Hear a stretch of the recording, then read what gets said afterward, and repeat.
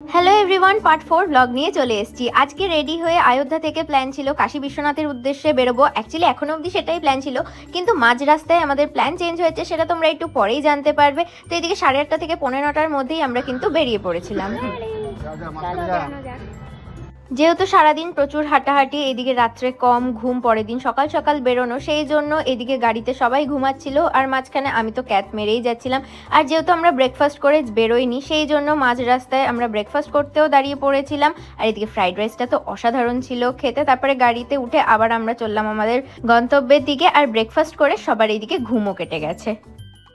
Suddenly আমাদের আস্তে আস্তে একটা প্ল্যান চেঞ্জ হয়েছিল। আমাদের এখন বেনারস যাওয়ার কথা ছিল, বাট প্ল্যান চেঞ্জ। আমরা কুম্ভ মেলায় এসেছি আবার, কারণ ফার্স্টে আমরা ওইদিকে সঙ্গমের ওই দিকটায় ছিলাম যেখানে আমরা স্নান করেছি, আর এখন হচ্ছে আমরা আসল মেলাতে এসেছি। মানে আমাদের ওইখানে গঙ্গা পার করে যে মেলাটা এইদিকে দেখা যাচ্ছিল আলো আলো, সেই জায়গাটায় একদম ডিরেক্ট আমরা চলে এসেছি।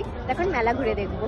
অযোধ্যা থেকে 185 কিলোমিটার জার্নি করে আমরা কুম্ভেতে পৌঁছাই, আর এদিকে কল্প বোকরাজ দুয়ার দিয়ে মেলায় প্রবেশ করি। ভেতরে গাড়িও অ্যালাউ ছিল, বলেছিল যে পারমিশন করে দেবে, আমরা গাড়ি নিয়েই পুরো মেলাটা ঘুরতে পারবো।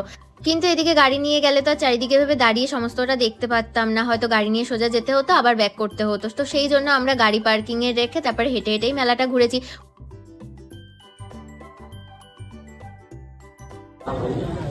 কি হলো? এখানে রুদ্রাক্ষ কিনতে বসেছে।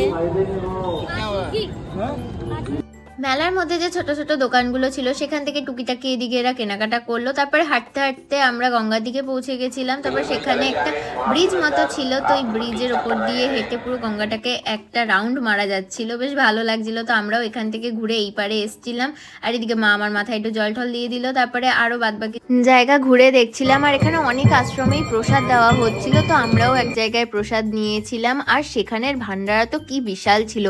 এরপরে আরো কিছুক্ষণ মেলা ঠেলা ঘুরে তারপর 9টা সাড়ে 9টার দিকে আমরা কাশীর উদ্দেশ্যে বেরিয়ে পড়েছিলাম। মেলা ঘোরা ডান, এখন আমরা যাচ্ছি কাশী বিশ্বনাথের উদ্দেশ্যে।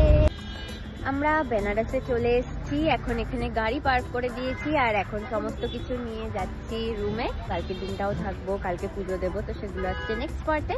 তাই জন্য দেখতে থাকো। তো এই ব্লগটা এই অবধি ভালো লাগলে like share and subscribe. Bye. কালকে পুজো দেওয়ার ব্লগ আসছে।